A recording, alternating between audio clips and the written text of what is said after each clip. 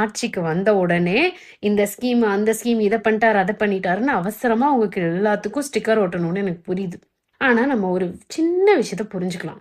என்னதான் எது எடுத்துட்டு வந்தாலும், இது இல்ல, அது இல்லன்னு நொட்ட சொல்லி அனுப்பிச்சிடுறாங்களே அப்படின்னு உங்க ஃப்ரஸ்ட்ரேஷன் இங்க வரைக்கும் கேட்டதுனால சொல்றேன். தம்பி, தங்கைகளா, இப்பதான் அரசு அமைச்சிருக்காங்க இல்லையா? யூசுவலி நான் யாரையுமே தனிப்பட்ட முறையில் வெறுக்கலை. ஆனால் நீங்களாம் எப்படி தெரியுமா இருக்கீங்க? இன்னைக்கு நான் சாப்பிட்டா போதும், என் தட்டு நிறைய சோறு இருக்கா, அந்த சோறு நான் சாப்பிட்ற அளவுக்கு இருக்கா, என் வயிறு இன்னைக்கு நிறையுதா, அவ்வளோதான்.